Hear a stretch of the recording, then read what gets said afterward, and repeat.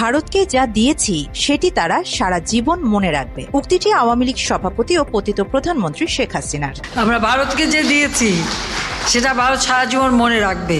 ছাত্র জনতার গণ অভ্যুত্থানে গত বছর 5 আগস্ট শেখ হাসিনা দেশ ছেড়ে পালিয়ে আশ্রয় নিয়েছে ভারতেই। ক্ষমতা হারালে ভারতে আশ্রয় নেওয়ার বিষয়টি হয়তো আগেই আজ করতে পেরে ভারতকে উজাড় করে দিয়েছেন নিজ দেশের সবকিছু।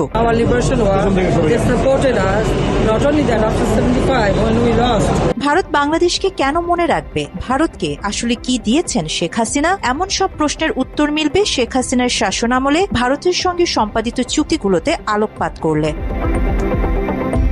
শেখ হাসিনার সরকারের আমলে ভারতের সঙ্গে প্রায় 20টি চুক্তি ও 66টি সমঝোতা স্মারক সই হয়েছে। অন্তর্বর্তী সরকারের সংশ্লিষ্ট বিভাগের দাবি, এসব চুক্তি ও সমঝোতা স্মারকের অধিকাংশতেই উপেক্ষিত হয়েছে বাংলাদেশের স্বার্থ।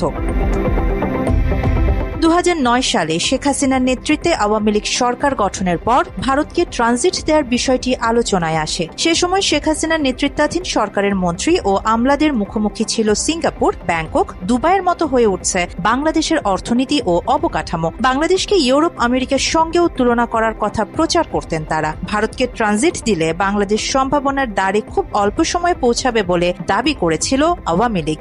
আমরা তুলনা করি আমেরিকার সঙ্গে, ইউরোপের সঙ্গে। তাছাড়া আমরা একটা সিস্টেমে নিয়ে এসেছি, যেই আসুক আমার মনে হয় এরপরে আর কেউ কোনো বাধা দিতে পারবে না।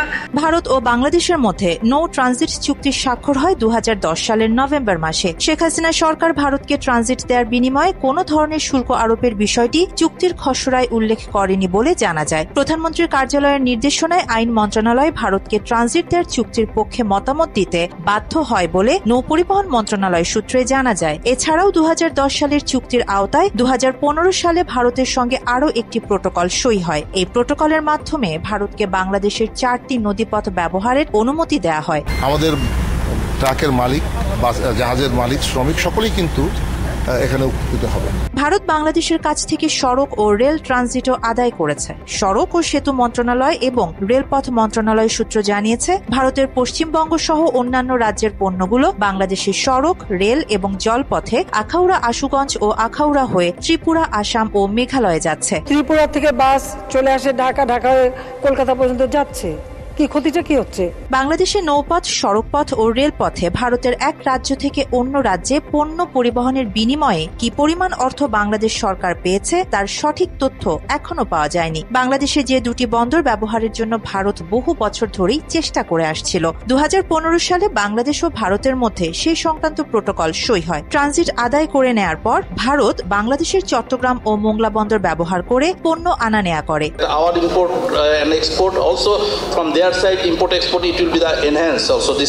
2017 সালে শেখ হাসিনা নয়াদিল্লি সফরের সময় ভারতের আদানি পাওয়ারের সাথে চূড়ান্ত বিদ্যুৎ ক্রয় চুক্তি স্বাক্ষর করেন। অভিযোগ আছে, ভারতের প্রধানমন্ত্রী নরেন্দ্র মোদীর ঘনিষ্ঠ বন্ধু হিসেবে পরিচিত গৌতম আদানির সঙ্গে মাসে 700 কোটি টাকার ক্ষতি করে বিদ্যুৎ আমদানির চুক্তি করেন শেখ হাসিনা। এই চুক্তির বিষয়ে 2015 সালে ভারতের প্রধানমন্ত্রী নরেন্দ্র মোদী ঢাকা সফরের সময় শেখ হাসিনাকে ভারত থেকে বিদ্যুৎ আমদানির পরামর্শ দেন বলে জানা যায়।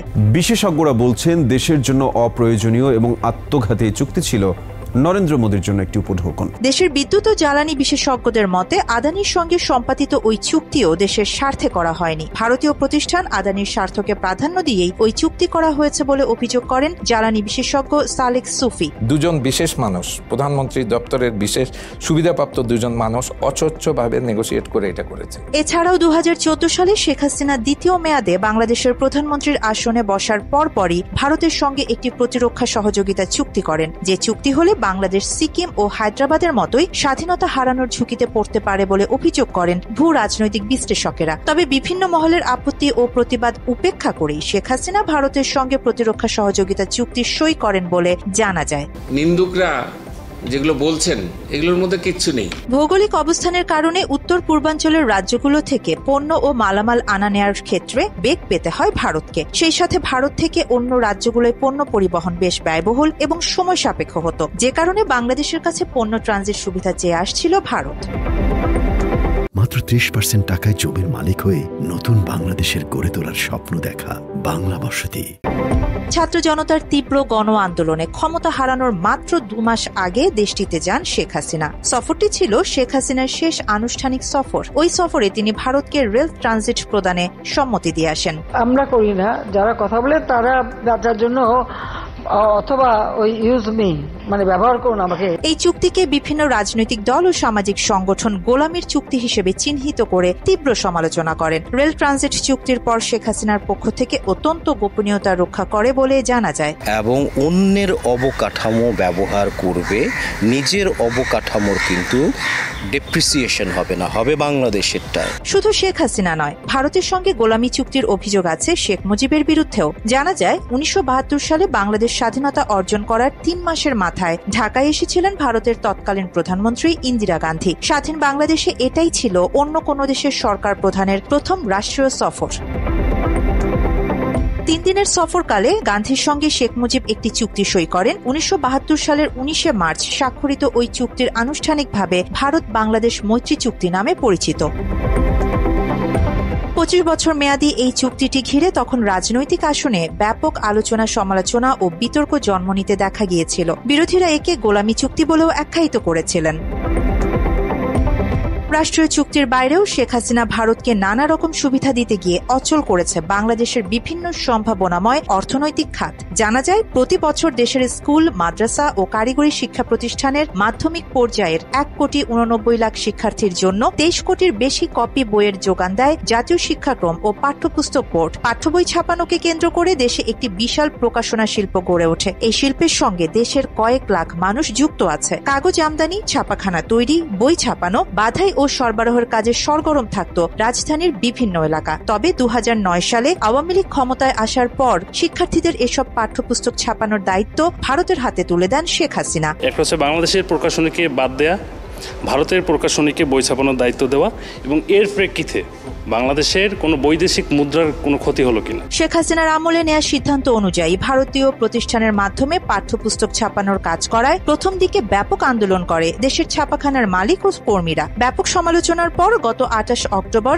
ভারতীয় প্রতিষ্ঠানকে দেয়া বই ছাপানোর কার্যাদেশ বাতিল করে অন্তর্বর্তী সরকার নতুন করে দরপত্র আহ্বানের সিদ্ধান্তের কথা জানায়। ভারতের কবজা থেকে পাঠ্যপুস্তক ছাপানোর কাজ বাংলাদেশে পুরোপুরিভাবে ফিরে আসায় দেশের প্রকাশনা শিল্প ফের সরগরম হয়ে উঠবে বলে আশা করছেন প্রকাশনা শিল্পের সঙ্গে যুক্ত ব্যক্তিরা। 2009 সালে ক্ষমতায় আসার পর থেকেই বাংলাদেশের মন্ত্রী সহ ক্ষমতাসীন আওয়ামী লীগের নেতাদের বক্তব্য বাংলাদেশ ও ভারতের সঙ্গ স্বামী স্ত্রীর মতো, কিংবা বাংলাদেশ ভারতের দ্বিপক্ষীয় সম্পর্ক রক্তের রাখি বন্ধনে আবদ্ধ। আওয়ামী লীগের একজন মন্ত্রী বলেছে ভারত এবং বাংলাদেশের সম্পর্ক স্বামী স্ত্রীর মতো। অথচ সীমান্তে ভারতীয় বাহিনীর গুলিতে অসংখ্য বাংলাদেশি নাগরিক নিহত হয়েছেন। হতভাগা ফেলানীকে গুলি করে হত্যার পর তার মৃতদেহ কাটা তারের বেড়ায় ঝুলিয়ে রেখেছিল ভারতীয় বাহিনীর সদস্যরা। আওয়ামী লীগ সরকার ক্ষমতাসীন হওয়ার পর থেকে গত 15 বছরে প্রায় 500 বাংলাদেশি নাগরিককে সীমান্তে গুলি করে হত্যা করেছে ভারতীয় সীমান্তরক্ষী বাহিনী। বাংলাদেশ কখনোই এসব হত্যাকাণ্ডের প্রতিবাদ করেনি। বরাবরই শেখ হাসিনার সরকার নতজানু নীতি অনুসরণ করে চলেছে। এমনকি দেশে ঢুকে বিজিবি সদস্যকে হত্যার পর লাশ নিয়ে গেলেও চুপ ছিলেন শেখ হাসিনার সরকার। যশোরের বেনাপোল সীমান্তে বিএসএফ এর গুলিতে নিহত বিজিবি সদস্য সিপাহী রইস উদ্দিনের মরদেহ 2 দিন পর ফেরত দিয়েছে ভারতীয় সীমান্তরক্ষী বাহিনী। এছাড়াও শেখ হাসিনার শাসনামলে বাংলাদেশ ছিল ভারতের উন্মুক্ত বাজার। 2023 সালের জুলাই থেকে 2024 সালের জুলাই পর্যন্ত ভারতের সঙ্গে বাংলাদেশের বাণিজ্য ঘাটতি ছিল $7,160.81 মিলিয়ন। এমন বাণিজ্য ঘাটতি বিশ্বে বিরল ঘটনা বলে মনে করেন অর্থনীতিবিদরা। তাদের মতে বাংলাদেশ ভারতের একটি উন্মুক্ত বাজারে পরিণত হয়েছিল গত 15 বছরে। দেশের চাহিদা অনুযায়ী অনেক পণ্যই আমদানি করতে হয়, কিন্তু বিকল্প বাজার না খুঁজে সবকিছুই ভারত থেকে কিংবা ভারতের মাধ্যমে আমদানি করা শেখ হাসিনার একটি প্রবণতা হয়ে দাঁড়িয়েছিল বলেও জানান অর্থনীতিবিদরা। শেখ হাসিনা তার শাসনামলে ভারতের সঙ্গে যেসব চুক্তি করেছে সেগুলোতে শুধুমাত্র ভারতই লাভবান হয়েছে। শেখ হাসিনার সঙ্গে বিভিন্ন গোপন চুক্তির মাধ্যমে বাংলাদেশকে ভারতের হাতে তুলে দিয়েছে। দেশের কোনো স্বার্থ না থাকলেও শেখ হাসিনা দম্ভ করে গণমাধ্যমে বলেছে তিনি দিতে পছন্দ করেন, কিছু নিতে পছন্দ করেন না। আমি কোনো প্রতিদান চাই না। প্রতিদানের কি আছে এখানে? আর কারো কাছে চাওয়ার অভ্যাস আমার একটু কম, দেওয়ার অভ্যাস বেশি। শেখ হাসিনা পতনের পর ভারত বাংলাদেশের পণ্য ট্রান্সশিপমেন্ট বাতিল করেছে। এই ঘটনার পর শেখ হাসিনার সাথে বাংলাদেশের যেসব চুক্তি হয়েছিল তার সবগুলো বাতিল করা এখন সময়ের দাবি বলে মনে করেন দেশের সাধারণ মানুষ। আরিবা জাহান, বাংলা এডিশন।